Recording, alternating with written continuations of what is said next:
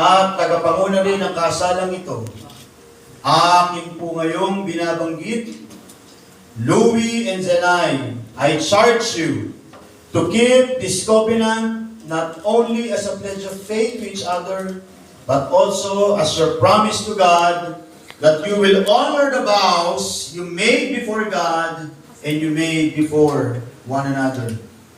Louie, inaatasan kitang mahalin mo si Zenai gaya ng pagmamahal ni Kristo sa kanyang iglesia. Isang pagmamahal na handang magsakripisyo, maglingkod, at mag-alay ng kanyang sarili para sa kanyang minamahal. Zenai, inaatasan kita na maging masunurin at mapagkumbaba kay Louie gaya ng pagpapasakop ng iglesia sa pamumuno ng Panginoong Jesucristo. Mahali po ba natin ituon ang ating mga kamay at ipanalangin natin ang mag-asawang Louie at Zenai? Mahabaging Diyos at Ama naming nasa langit, Panginoong Yahweh, kami po ay namamanhig sa iyo. Nawa, Panginoon, dinggin mo ang aming panalangin. Papag-isahin po sa diwa ng pag-ibig, diwa ng iyong biyaya, diwa ng iyong kapayapaan at kagalakan, si Louie at si Zenai, na mula po sa araw na ito, amin pong inihiling na sa pangalan ng aming Panginoong Hesus, na siyang puno at ulo ng kanilang pagsasama, pagpalain mo po ang kanilang pag-iisang dibdib.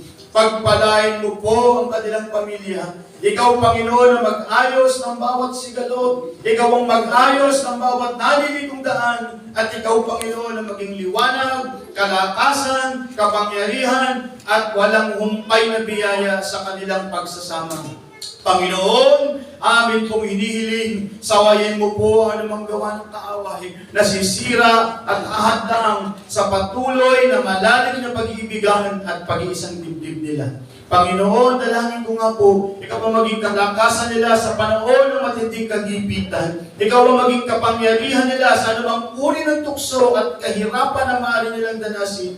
At ikaw, Panginoon, ang maging tagapagligtas, Diyos at Kristo ng kanilang pagsasama. Ngayon, hanggang sa makita ka namin ng mukhaan.